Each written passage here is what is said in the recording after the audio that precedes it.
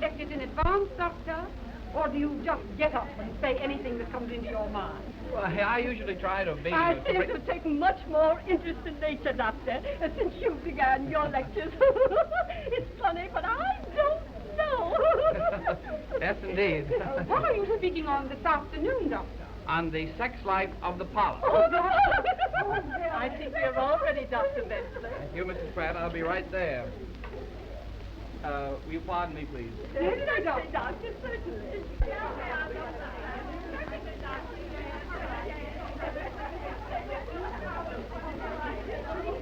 Ladies, Dr. Benchley.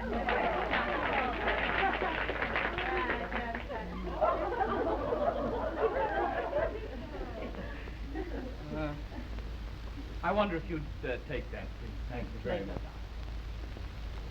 Now, let's see. What have we, oh, If you remember at our last lecture, we took up the subject of emotional crises in sponge life. And we saw how wonderfully nature takes care of the 1,001 things which a sponge must think of before it can reproduce other sponges. We also saw, if you remember, that a positive sponge, if mated with a negative sponge, will reproduce positive sponges, and vice versa. We also saw that this is known as Liscombe's law, so called after Professor Liscombe, who discovered it quite by accident one day in the bathtub. Now, this afternoon, we will take up certain phases of the emotional and physical reactions of the polyp, as expressed in its sex life, if you can call it a sex life. The polyp, as you know, is that tiny organism which grows under the sea and which looks something like a, well, you've seen a snail. Well, it isn't exactly like a snail. It's smaller than a snail. Now, a small dog, isn't it, either? Well, I've brought some of the little creatures here which we've been using in the laboratory, and they may serve to show what the Irishmen call the nature of the beast. Well, I don't seem to have got him after all. Well, never mind. I have some pictures here which I'm going to show you later in the afternoon. Now, the only way in which a polyp resembles other animals at all is that at certain periods during its growth, it does display a sentimental interest in polyps of the opposite sex. Now, this presents a very complicated situation, as the polyp has no definite sex itself. That is, it's neither one thing nor another. By that I mean the same polyp may be either a boy or a girl, according to what or how it happens to feel like being.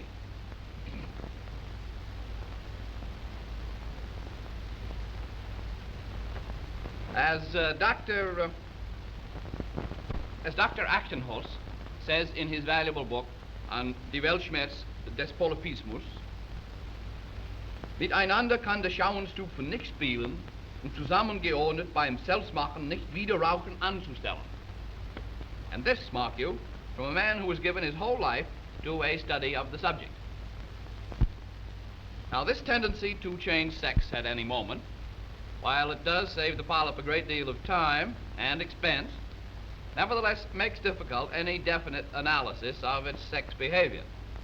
However, Dr. Rasmussen and I made some interesting experiments along this line, and it is the result of these experiments that I wish to bring before you this afternoon. I think I'll lower the screen now, Mrs. Pratt.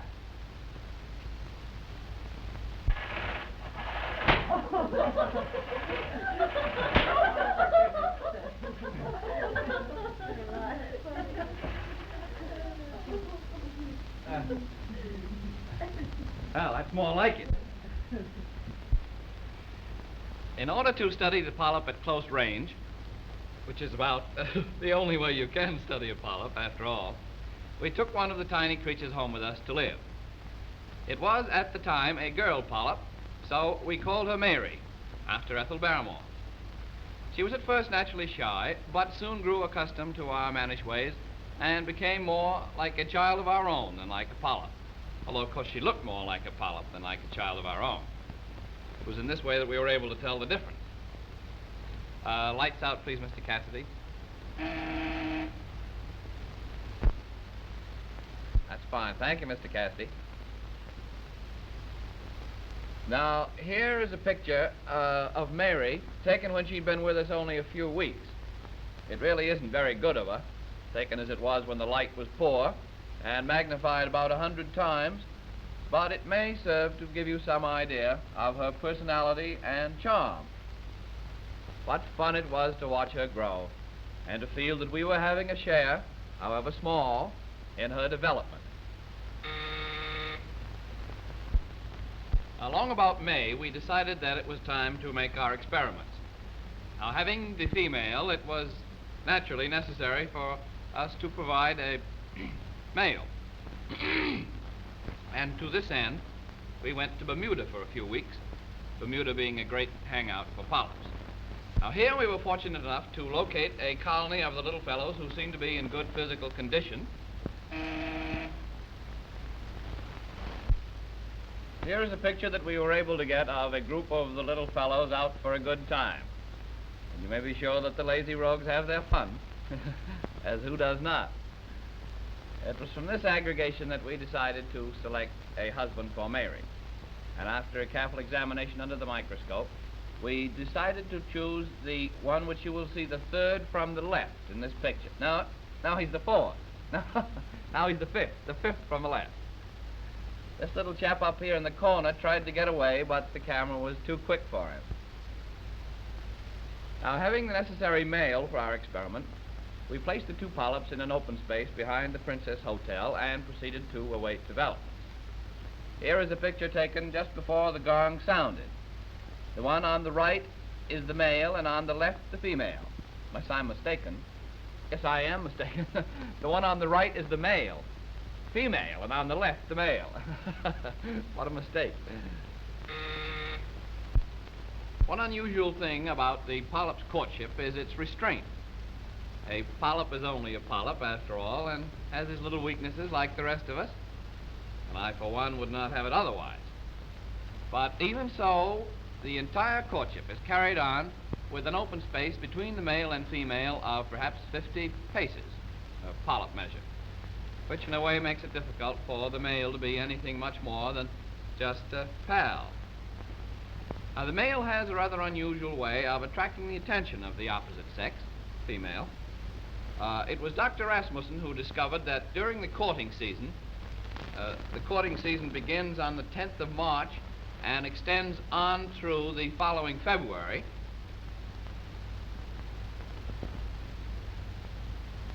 Leaving about 10 days for general overhauling and repairs.